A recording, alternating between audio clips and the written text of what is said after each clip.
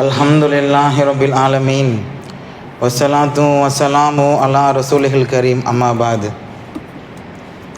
அல்லாஹுடைய அன்பும் மேலான கருணையும் நம் எல்லோருக்கும் வந்து சேரட்டுமாக.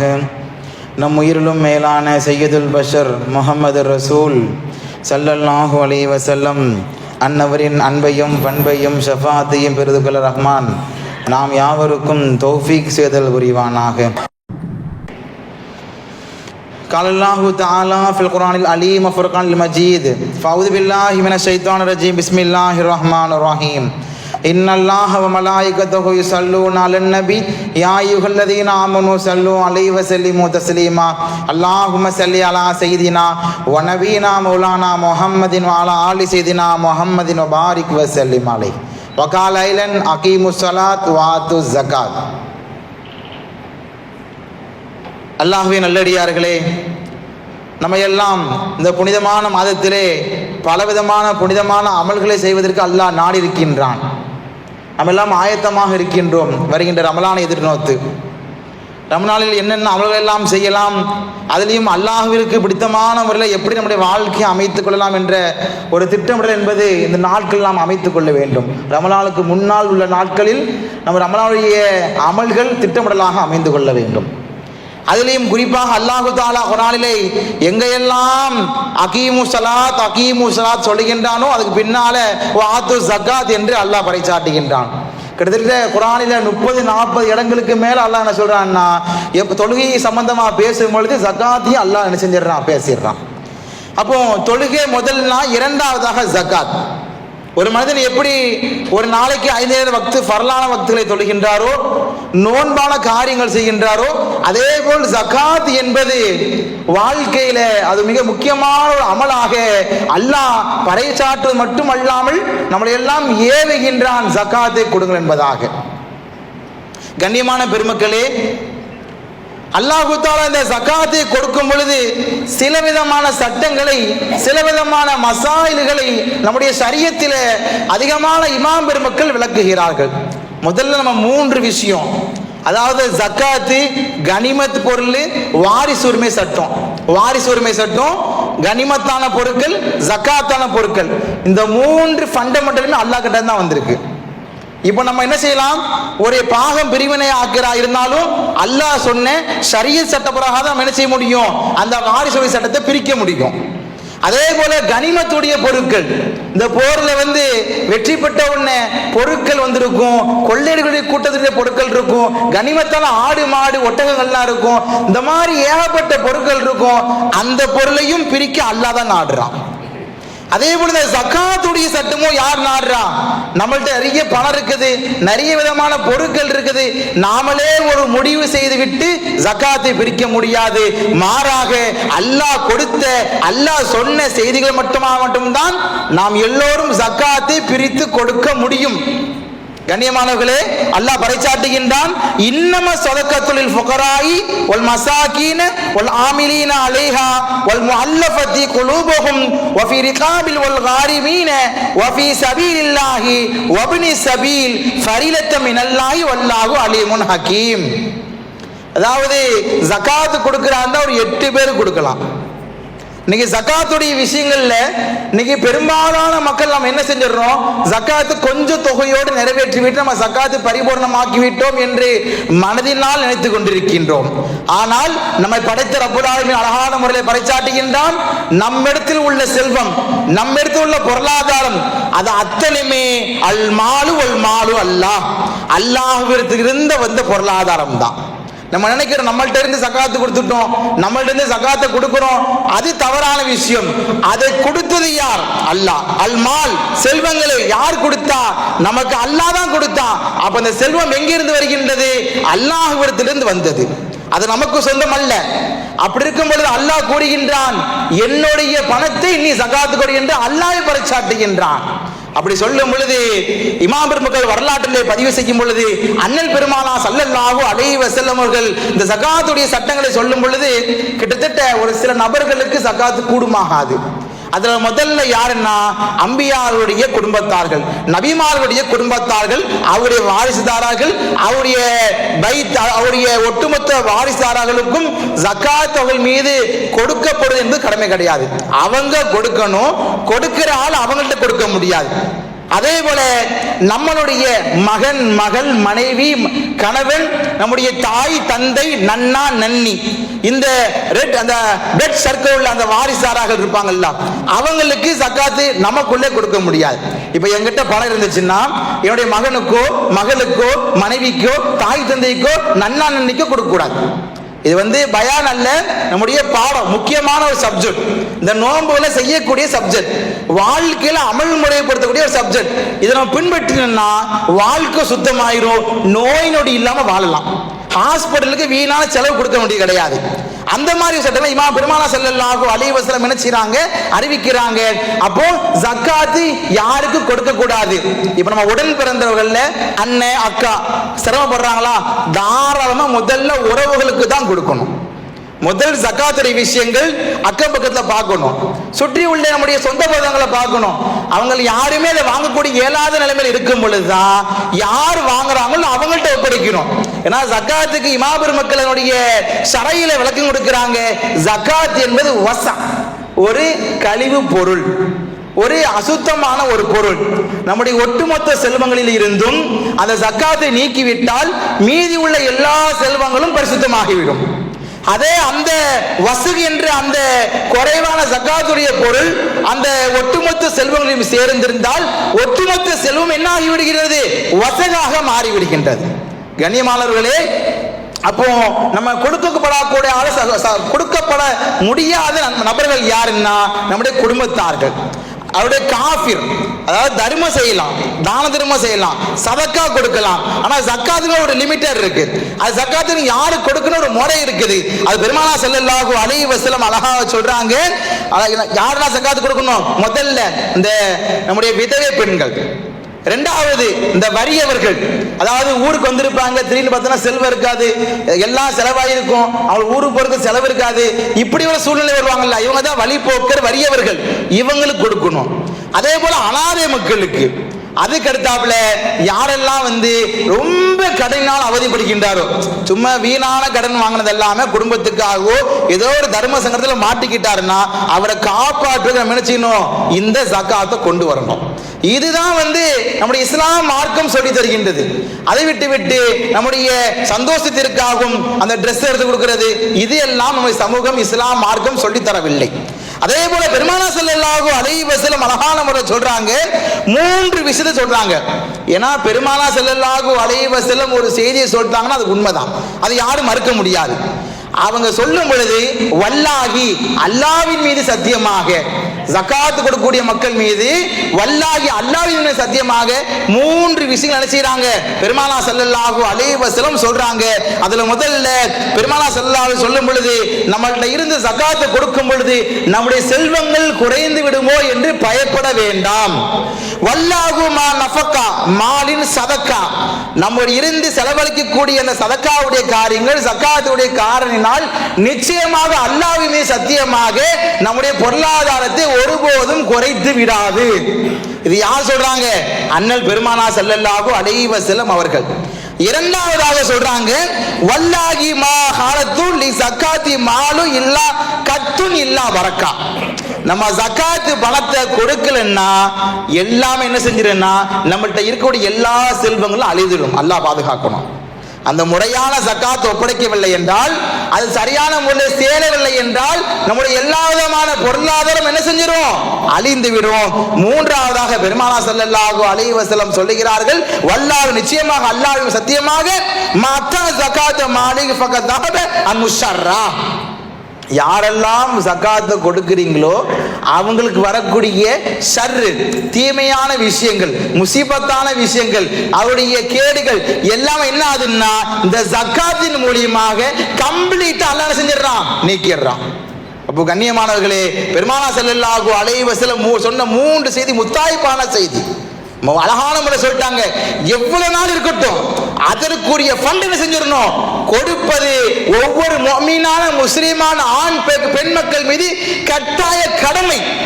எப்படி ஒரு நாளைக்கு 5 வக்து ஃபர்லான வக்து தொழுகின்றோமோ, வாழ்க்கையிலே மாதங்களிலே ஒரு மாதம் முழுமையான முறை நோன்பு வைக்கின்றோமோ, வாழ்நாளிலே ஒரு முறை ஹஜ் யாத்திரை செய்கின்றோமோ, அதே போல கடைசி மௌத்திலே எப்படி கலிமா வர வேண்டும் என்று ஆசையோடு வாழுகின்றோமோ, அதே போல் ஜக்காத் என்பது ஒவ்வொரு முஸ்லிமான ஆண் பெண்ணின் மீது கடமை என்பதாக அண்ணல் பெருமானார் ஸல்லல்லாஹு அலைஹி வஸல்லம் அவர்கள் சமுதாயத்துக்கு சொல்லி காட்டு மட்டுமல்லாமல் வாழ வழி செய்தார்கள். ஒரு முறை பெருமானார் ஸல்லல்லாஹு அலைஹி வஸல்லம் இன்திகாலுக்கு பின்னால், அவங்களுக்கு மரணத்துக்கு பின்னால் ஒரு எப்படி ஒரு சட்டசபையெல்லாம் என்ன ஆகுதுன்னா ஒரு நிறைய குளறுபடி ஆகுது. ஆட்சி இந்த பக்கமா, ஆட்சி இந்த பக்கமா, அந்த பக்கமா இந்த பக்கமா நினைச்சாங்க, அவங்களுக்குள்ளேயே பேசிட்டு இருக்காங்க. அப்ப இந்த நேரத்தில் அபூபக்கர் சித்திக் ரலியல்லாஹு அன்ஹு நினைச்சாங்க, உறுதியான ஒரு தகவலை சொல்லி சமுதாயத்துக்கு நல்ல வழிகாட்டுறது மட்டுமல்லாமல் அபூபக்கர் சொன்ன வார்த்தை, யாரெல்லாம் ஜக்காத்து கொடுக்காமல் வைத்திருக்கின்றார்களோ அவர்கள் மீது போர் தொடுப்பேன் என்பதாக அபூபக்கர் சித்திக் ரலியல்லாஹு அன்ஹு சொன்னார்கள். உடனே உமர் ரலியல்லாஹு அன்ஹு கேட்டாங்களா, என்ன அபூபக்கர் சித்திக் ரலியல்லாஹு அன்ஹு பெருமானார் ஸல்லல்லாஹு அலைஹி வஸல்லம் சொல்லவே இல்லையே, நீங்க என்ன ஜக்காத்து கொடுக்கறன்னா இப்படி போர் தொடுப்பேன்னு சொல்றீங்களே, அது என்ன சட்டம் அப்படின்னு கேட்ட உடனே அபூபக்கர் ரலியல்லாஹு அன்ஹு கேட்ட வார்த்தை, என்ன உமர், பெருமானார் இல்லாத போது ஈமான் குறைந்து விட்டதா? அந்த அளவுக்கு உறுதியான ஒரு தகவலை அபூபக்கர் சித்திக் ரலியல்லாஹு அன்ஹு சொன்ன மாத்திரம் மட்டுமல்லாமல் வரலாற்றிலே பதிவு செய்யப்படுகின்றது. அதிகமான ஜக்காத்தை வசூலித்து ஏழைகள் இல்லாத மக்களாக உருவாக்கியவர் நம்முடைய நீதியின் ஆட்சியின் தலைமை வழியாக இருக்கக்கூடிய உமர் ரலியல்லாஹு என்று வரலாற்றிலே பதிவு செய்கின்றார்கள். அவர்களும் அப்துர்ரஹ்மான் இப்னு அவ்ஃப் ரலியல்லாஹு அன்ஹு போருக்கெல்லாம் போகும் பொழுது முதலில் வலியுறுத்திய விஷயம் ஜக்காத் என்பதாக இமாம் பெருமக்கள் வரலாற்றிலே பதிவு செய்கின்றார்கள். கண்ணியமானவர்களே, நாம் கொடுக்கக்கூடிய விஷயங்கள் பல மக்களுக்கு பயனுள்ளதாக அமைந்துவிடும். ஒரு 3 நாளுக்கு முன்னாடி சகா சம்பந்தப்பட்ட ஒரு சப்ஜெக்ட் கிட்டத்தட்ட 3 மணி நேரமா கிளாஸ் நடத்தினாங்க. அதுல இன்னைக்குள்ள சமுதாயத்தில் ஏன் மக்கள் பலகீனமா இருக்கிறாங்க, ஏன் வறுமையின் கோட்டு கீழே இருக்கிறாங்கன்னா முதல் காரணம் என்னன்னா, பெரிய பெரிய பணக்காரர்கள் ஜக்காத்தை சரியான முறையில் ஒப்படைக்காத காரணத்தினால்தான் ஏழைகள் ஏழைகளாக இருக்கின்றார்கள், பணக்காரராக இருக்கின்றார்கள். இது நம்முடைய மார்க்கம் சொல்லித்தரவில்லை. கண்ணியமானவர்களே, வாழ்க்கையிலே நம்முடைய வாழும் பொழுது ஒரு தலைமை என்பது தலைமை அல்ல, பல தலைமுறைகளை உருவாக்க வேண்டும், பல தலைமைகளாக ஆக்க வேண்டும். அதுதான் தலைமையுடைய ஒரு நல்ல ஒரு நீதிபதி ஆட்சி. அதே போல் நம்முடைய வாழ்க்கையில எல்லாரும் பணக்காரர்கள், அதே பேர் பணக்காரர் அல்ல, ஏழையாக இருக்கக்கூடிய மக்களை பணக்காரர்களாக உயர்த்த வேண்டும். பணக்காரர்களாக மாற்றுவது மட்டுமல்லாமல் நடுத்தர மக்களுக்காக உயர்த்த வேண்டும். பெருமானார் ஸல்லல்லாஹு அலைஹி வஸல்லம் அதுதான் சொல்றாங்க, உமர் ரலியல்லாஹு அதுதான் ஆசைப்படுறாங்க, நம்முடைய மார்க்கமும் அதுதான் ஆசைப்படுது. இன்னைக்கு பாருங்க, இன்னைக்கு நம்ம சரியான ஜக்காத்தை ஆரம்பத்திலே கொடுத்திருந்தா, இன்னைக்கு பாருங்க நீங்க ஜிஎஸ்டி நினைச்சிரோம், ஒரு வரியை கட்டுறோம், ஒரு டாக்ஸ், இன்கம் டாக்ஸ் நினைச்சிரோம், மாதம் நம்ம எடுக்கக்கூடிய எல்லா பொருளும் என்ன ஆகுதுன்னா டாக்ஸ் போயிருது. 2% அல்ல, 18%, 20%, 40%. யாருடைய பணம் இதுவெல்லாம்? நம்மளுடைய பணம் முறையான முறையிலே அந்த ஏழைமார்களுக்கு போய் சேர்ந்திருந்தால் அல்லாஹ் என்ன செஞ்சிருக்க மாட்டான், இந்த மாதிரி வழியை கொடுத்திருக்க மாட்டான், இந்த மாதிரி வழி என்ன செஞ்சிருக்க மாட்டான், அல்லாஹ் உருவாக்கி இருக்க மாட்டான். அப்படி ஆட்சியாக சிந்தனைகள் இருந்தாலும் அந்த சிந்தனையை விட்டு அல்லாஹ் நீக்கி விடுகின்றான். நம்மள்கிட்ட 2%, கண்ணியமானவர்களே நல்லா கவனிக்க வேண்டும், 2% நம்ம செய்யணும் ஜக்காத்துடைய கடமை.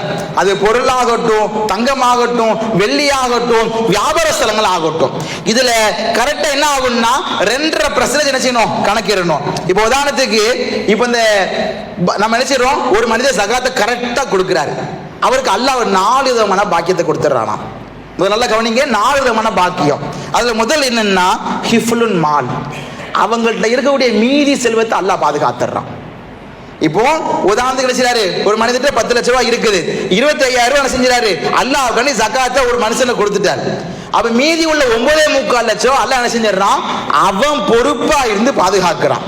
நம்ம எங்கேயும் பத்திரமா பாதுகாக்கணும் அவசியம் இல்லை, அவன் பாதுகாப்பு. அது என்ன பாதுகாப்பு?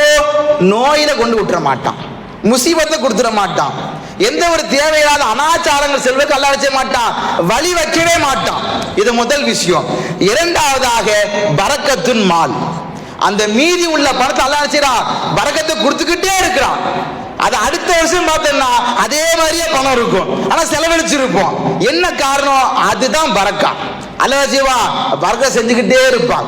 மூன்றாவது விஷயம் அல் இஸ்திமா அல் ஃபில் கைர், அந்த இருக்கக்கூடிய செல்வங்களை நம்ம செலவழிக்கும் பொழுது அதை பயன் பண்ணக்கூடிய அந்த பொருளாதாரம் எப்படி அமைஞ்சிருதுன்னா பயனுள்ள பொருளாதாரமாக அமைந்து விடுகின்றது. மூன்றாவது. நாலாவது, ஹிஃபுல் அதாபுல் கபர். நம்ம கடைசியில மௌத்தான பின்பு கபரில் வருகின்ற வேதனையை அல்லாஹ் என்ன செய்யறான்? ஜக்காத்தின் மூலியமாக அதை நீக்குகின்றான். ஜக்காத்து சொல்லுது மறுமையில அந்த கபர்ல போகும்பொழுது ஜக்காத் நம்மளை பின்தொடர்ந்து வருகின்றது. வந்து அந்த செல்வங்களை நாம் எப்படி ஜக்காத்தான முறையில் கொடுத்தோமோ நம்மளுக்கு அதாபுல் கபர் வரும் பொழுது இந்த ஜக்காத் நம்மளை காப்பாற்றுகின்றது. கண்ணியமானவர்களே, 4 விஷயத்தை யார் ஜக்காத்து கொடுக்குறாங்களோ அல்லாஹ் என்ன செய்யறான்? அவங்களுக்கு எவ்வளவு பெரிய பரக்கத்து கொடுக்குறான். இமாம் பெருமக்கள் வரலாற்றில் பதிவு செய்யும் பொழுது இன்னைக்கு நம்ம இப்போ நம்ம ஒரு கால்குலேஷன், ஒரு கணக்கீடு, அதாவது ரொம்ப முக்கியமான ஒரு செய்தி எல்லாரும் கவனிக்கணும், வீட்டில் நடைமுறைப்படுத்தணும். இது உங்களுக்காக உள்ள செய்தி, நம்மளுக்காக உள்ள செய்தி. இப்போ ஒரு மனிதர்கிட்ட 87.5 கிராம் தங்கம், அதாவது கிட்டத்தட்ட ஒரு 11 பவுனுக்கு கொஞ்சம் கம்மி. 14 பவுன்னா 88 கிராம், ஒரு பவுன் 8 கிராம்னா 11 பவுன் 88 கிராம். அப்போ கிட்டத்தட்ட அந்த ரேஞ்சில் வந்துருது 87.5 கிராம். யார் ஒரு குடும்பத்தில் 87.5 கிராம் தங்க இருக்குதோ 2.8 கிராம் என்ன செஞ்சிடணும்? கம்பல்சரி ஜகாத் கொடுத்துடணும். இப்போ நம்ம எல்லார்ட்டையும் மோஸ்ட்லி 90% ஆகும்னா எல்லார்கிட்டையும் 10 பவுன் நகை இருக்கும், 11 பவுன் நகை இருக்கும், ஒன்று மகர் இருக்கும், இல்லை பெண் வீட்டில் போட்டது இருக்கும். எப்படி பார்த்தாலும் நகை இருக்கும், இல்லாமல் இருக்காது. எப்படி ஒரு 90% ஆகும்னா வீட்டில் 10 பவுன் மேலே நகை இருக்கும். அப்படி இருக்கும்போது கண்ணியமானவர்களே, நீங்க 2.8 கிராம் குறையுதுன்னு கவலைப்படாதீங்க. அல்லாஹ் என்ன செஞ்சிடறான்? அதுல பரக்கத்தையும் கொடுத்துடுறான், வருகின்ற முசீபத்தையும் பாதுகாக்கிறான். இது யார் சொல்றாங்க? அண்ணல் பெருமானார் ஸல்லல்லாஹு அலைஹி வஸல்லம் சொல்றாங்க. அப்போ 87 கிராம் ஒரு மனிதனிடத்துல, ஒரு ஆணோ பெண்ணோ அவருடைய குடும்பத்துல, அவங்க நீங்க வீட்டுல போய் ஜும்மா முடிச்சு கணக்கிருக்க, வீட்டுல கணக்கிட்டு பாருங்க இத்தனை பவுன் நகை இருக்குதா, அதை கால்குலேஷன் பண்ணி நினைச்சீங்கன்னா நல்ல முறையில உங்க அக்கம் பக்கத்துல உறவுல யாரெல்லாம் வறுமை கோட்டு கீழே இருக்கிறாங்களோ கண்ணை மூடிட்டு லட்சமோ கோடி கையில கொடுத்துருங்க, யோசிக்காதீங்க. அப்படி செஞ்சு பாருங்களேன், மாஷா அல்லாஹ் அவருடைய முன்னேற்றம் இருக்கும், உங்களுக்கும் அல்லாஹ் முன்னேற்றத்தை கொடுக்குறான். எப்படி கொடுக்குறான்? இப்ப அதுக்கு ஒரு கால்குலேஷன் பண்றாங்க. எப்படி கால்குலேஷன்னா, இப்ப என்ன செய்யறாரு? ஒரு மனிதர் 1 லட்சம் ரூபாய் ஜகாத்துன்னு அல்லாஹ் முடிவாகிட்டு அவர் கணக்கிட்டு வச்சிருக்காரு. இந்த 1 லட்சத்தை ஒரு 100 கவர் 1000 ரூபாய் போட்டு 100 பேருக்கு கொடுப்பது என்பது ஜகாத்து கிடையாது. நல்ல ஞாபகம் வச்சுக்கணும். ஜகாத்னா முதல்ல என்ன? கீழே இருக்கிறவன மேல தூக்கி விடுறது. கீழே இருக்கிறதே ஜகாத் கிடையாது. அவங்ககிட்ட இந்த மாசம் நீ 1000 ரூபாய் கொடுத்தா அடுத்த மாசம் எதிர்பார்ப்பாரு 1000 ரூபாய் கண்டி. இதே அந்த தேவைப்படக்கூடிய மனிதன்கிட்ட 1 லட்சம் ரூபாய் பணத்தை கொடுத்து வியாபாரம் பண்ணி என்ன செஞ்சிடணும்? ஒப்படைச்சிடணும். அவருக்கு நம்மளால முடிஞ்ச என்ன செஞ்சிடணும்? ஒரு வியாபாரத்தை உருவாக்கிடணும். அடுத்த வருஷம் பாருங்க, கொடுக்கப்பட்டவர் ஜகாத்துடைய கடமைக்கு வந்துருவாரு, அவருக்கு 100 ரூபாய் கொடுப்பார். இதுதான் இஸ்லாம் மார்க்கம் நமக்கு சொல்லி தருகின்றது. இதுதான் நம்முடைய மார்க்கம் என்ன செய்யறது? வரைமுறைப்படுத்துகின்றது. சும்மா ஒரு 50 மூடை அரிசியை வாங்கிக்கிட்டு 50 கவரை வச்சுட்டு 50 பேரை கொடுத்தா அந்த 50 பேர் தேவை 10 நாள் தான், முடிஞ்சு போச்சு. திரும்ப அடுத்த வருஷம் அதே ஏழையாக தான் இருப்பார். ஆனால் இதுவே இன்னைக்கு 87 கிராம் சொல்றோம், ஒரு 11 பவுன், ஒரு 2.8 கிராம் இன்னைக்கு பார்த்தீங்கன்னா ஒரு 40,000 ரூபாய் வருது. எவ்வளவு வருது? 40,000 ரூபாய் வருது. யோசிக்காம 40,000 அடிச்சுங்க, ஒரு தள்ளு வண்டியை வச்சு கொடுங்க, ஒரு ஆட்டோ, பழைய ஆட்டோ வாங்கி கொடுங்க. அவர் பார்த்தனா இன்ஷா அல்லாஹ் உழைப்பும் கிடைச்ச மாதிரி ஆயிடுச்சு, யாருக்கிட்டையும் தேவை பெறாத மனிதராக மாறிவிடுகின்றார். இதுதான் நம்முடைய மார்க்கம் சொல்லி தருகின்றது. கண்ணியமானவர்களே, ஞாபகம் வைத்துக் கொள்ளுங்கள். உங்க குடும்பத்துல போங்க, போயிட்டு எவ்வளவு நகை இருக்குன்னு முதல்ல பாருங்க. குடும்பத்துல நம்முடைய மனைவி மக்களே உட்கார்ந்து நினைச்சீங்க, ஷேர் பண்ணுங்க. இவ்வளவு இருக்குதா யோசிக்காதீங்க, அல்லாஹ்வுக்காண்டி கொடுத்துருங்க. ரெண்டாவது, வெள்ளியில 612 கிராம் 612 கிராம் பிளஸ் ஒரு 1/2 கிராம் 612 கிராம் யார்கிட்ட வெள்ளி இருக்கோ என்ன செய்யணும்? அவங்களும் 2.5% கொடுத்தாகணும். இப்போ 617 கிராமுக்கு வெள்ளி எத்தனை கிராம் ஜக்காத்துன்னா 19.25, கிட்டத்தட்ட 20 கிராம். இன்னைக்குள்ள இன்னைக்கு வெள்ளியோட ரேட்டு பார்த்தா 280 ரூபா. இன்னைக்கு கரண்ட் அப்டேட்ல உள்ள ரேட் என்னன்னா 280 ரூபா ஒரு கிராம் வெள்ளி. ஒரு 20 கிராம் வச்சு பாருங்களேன், மிஞ்சி போனா ஒரு 5600 தான் வரும். இல்ல அந்த கொடுக்க பணம் இல்லையா, ஒரு கொலுசு கட்டி கையில கொடுத்துருங்க, அல்லாஹ்வுக்காண்டி யோசிக்கவே கூடாது. அப்போ ஒரு மனிதர் தங்கமாக இருந்தால் கிட்டத்தட்ட 11 பவுன் நகை இருந்துச்சுன்னா, அதாவது 11 பவுனுக்கு மட்டும்தான் நகை கிடையாது, 11 பவுன் எவ்வளவு எக்ஸ்ட்ரா இருக்கு அத்தனையுமே ஜக்காத் தான். இமாம் ஹனபி பிரகாரம் நாம் போற்றுக்கக்கூடிய அணிகலன் உட்பட ஜக்காத்து கடமை என்பதாக அபு ஹனீஃபா ரஹ்மத்துல்லாஹி அலைஹி செய்றாங்க, அறிவிக்கிறாங்க.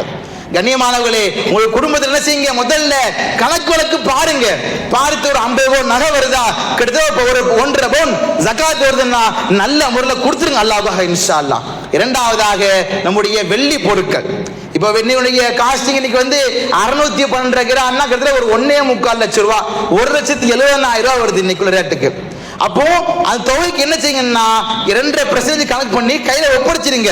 அப்படி முடியவில்லை என்றால் நம்ம இடத்துல உள்ள ஒரு பொருளையாவது அல்லாஹ்க்காக கொடுத்துருங்க.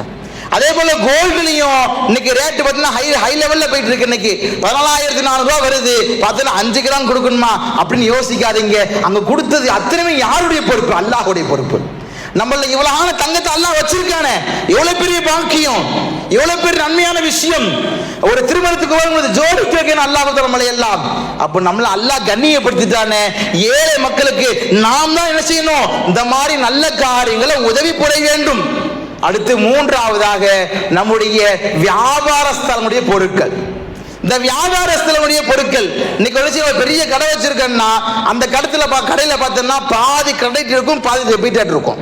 அதை கணக்கு பாருங்க. இப்போ பாருங்களேன், மார்ச் எண்டுக்கு என்ன செய்வோம், எல்லாருமே ஆடிட்டிங் கொடுக்கறதுக்காக கணக்கு பார்ப்போம். அதே போல ஜக்காத்துக்கு என்ன செய்யுங்க, அல்லாஹ்வுக்காண்டி கணக்கு பாருங்க. கடையில பார்த்தோம்னா ஒரு அவுட் ஸ்டாண்டிங் பார்த்தோம்னா ஒரு 50 லட்சம் ரூபாய்க்கு பொருள் இருக்குது, 24 லட்சம் ரூபாய் கிரெடிட்ல வாங்கியிருக்கோம், மீதி 20 லட்சம் ரூபாய் டெபிட்ல வச்சுங்க. அந்த 25 லட்சம் ரூபாய்க்கு என்ன ஜக்காத்தோ அந்த ஜக்காத் என்ன செஞ்சிருங்க, பொருளாகவோ பணமாகவோ என்ன செஞ்சிருங்க, ஒப்படைத்து விடுங்கள். இது யார் சொல்றா? அண்ணல் பெருமானார் ஸல்லல்லாஹு அலைஹி வஸல்லம் அவர்களும் அல்லாஹ் தஆலா என்ன செய்றான், பறைச்சாட்டுகின்றான். அப்படி கொடுக்கல என்ன ஆகுது, நம்மகிட்ட total gold, total silver, total வியாபாரம் எங்க போகுதுன்னே தெரியாது. அல்லாஹ் பாதுகாக்கணும். ஏன்னா அது கழிவான பொருள். அதை என்ன செஞ்சணும், ஏழை மக்கள்கிட்ட கொடுத்து என்ன செஞ்சணும், சுத்தமாக்கி விட வேண்டும். இதுதான் இமாம் பெருமக்கள் பிரியப்படுறாங்க. அண்ணல் பெருமானார் ஸல்லல்லாஹு அலைஹி வஸல்லம் என்ன செய்றாங்கன்னா அழகான முழுந்த பாடத்தை என்ன செய்றாங்க, சமுதாயத்துக்கு விளக்கி காமிக்கிறாங்க. காமிச்சிட்டு சொல்றாங்க, யாரும் இந்த உலகத்தில் ஏழையாக இருக்க கூடாது. அது முஸ்லிமான ஆண் பெண் யாராக இருந்தாலும் அவர்கள் ஏழையாக மரணித்து விடக்கூடாது, ஏழையாக இருக்கக்கூடாது என்பதாக பெருமானார் அவருடைய சஹாபாக்களும் அவ்வளவு விதமான ஜக்காத் விஷயங்களை போதித்தார்கள் என்பதாக வரலாற்றிலே பதிவு செய்கின்றார்கள். கண்ணியமானவர்களே, அப்படி என்றால் நம்ம குடும்பத்தில் என்ன செய்யுங்க, அடுத்த ஜும்மா இந்த ஜும்மா முடித்த பின்பு கணக்கு வைங்க, வச்சுட்டு கொடுங்க. அதே போல இந்த ஜக்காத் இன்னொரு விஷயம் இருக்குது. இந்த ரமலான் டு ரமலான் ஜக்காத் அப்படி கிடையாது. இப்போ இன்னைக்கு உதாரணத்துக்கு இன்னைக்கு பிற 20ன்னா அடுத்த வருஷம் இதே 20 என்ன செஞ்சணும், கணக்கிட்டு ஜக்காத்தை ஒப்படைச்சு வரணும்.